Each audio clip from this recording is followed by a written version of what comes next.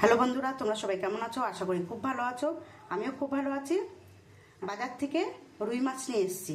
আমি এই রুই মাছের একটা রেসিপি করব। আমি কিভাবে করব চলো তোমাদের দেখাই। আমি প্রথমে এখানে কাঁচকলা কেটে রেখেছি। আমি দু টুকরো করে কাঁচকলা কেটেছি, যেহেতু কাঁচকলাগুলো একটু সরু সরু। আর এখানে আমি আলু কেটে রেখেছি একটা। আমি এই মাছ দিয়ে কাঁচকলা দিয়ে আমি ঝোল করব। আমি নুন হলুদ দিয়ে মাছটাকে সুন্দর করে মেখে নিচ্ছি।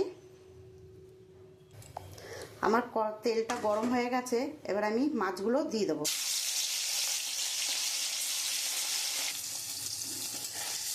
আমার মাছ ভাজা হয়ে গেছে, এবার আমি নামিয়ে দেবো। আমি ওই মাছের তেলের মধ্যে আমি একটু জিরে দিয়ে দেবো, একটু তেজপাতা। আমি এর মধ্যে একটু আদা দিয়ে দেবো। আমি এর মধ্যে পেঁয়াজ দিয়ে দেবো।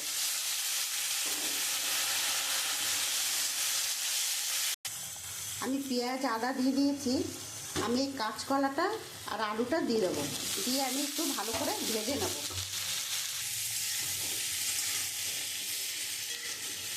আমি লাল লাল করে একটু ভেজে নেব,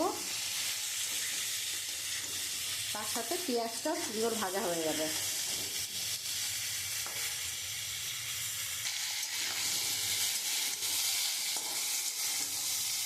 আমি এর মধ্যে সামান্য একটু হলুদ দিয়ে আমি ভাজবো।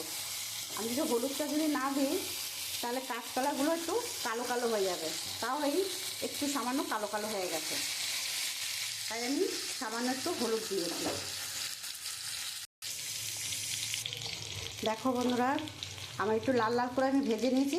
এবার আমি একটু সামান্য নুন দিয়ে দেবো পরিমাণ মতন। আমি হলুদ দিয়ে দেবো পরিমাণ মতন।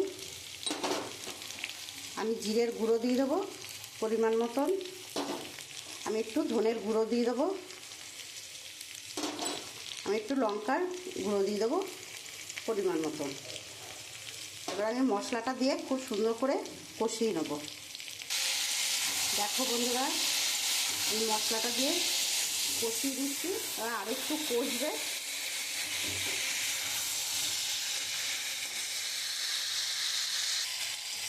দেখো বন্ধুরা, আমি মশলা দিয়ে অনেকক্ষণ কষিয়েছি। এবার আমি জল দিয়ে দেবো।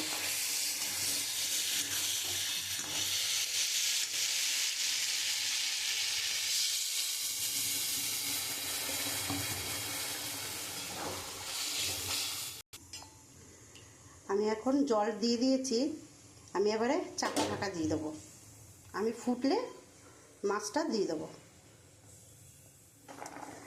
দেখো বন্ধুরা, আমার তো ফুটে গেছে। এবার আমি মাছগুলো দিয়ে দেবো।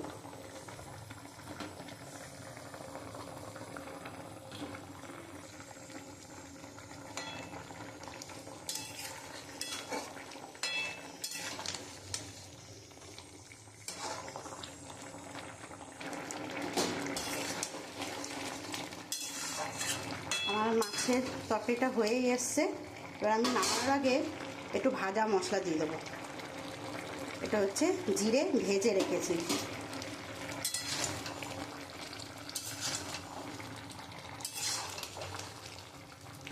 এবারে আমি নামিয়ে দেবো। দেখো বন্ধুরা, আমার কাঁচকলা দিয়ে মাছের ঝোল হয়ে গেছে। আমি এটা তোমাদের কেমন লাগলো রান্নাটা তোমরা কমেন্ট করে বলবে। আর যদি আমার এই রান্নাটা তোমাদের ভালো লাগে তাহলে একটা লাইক কমেন্ট শেয়ার করে দিও।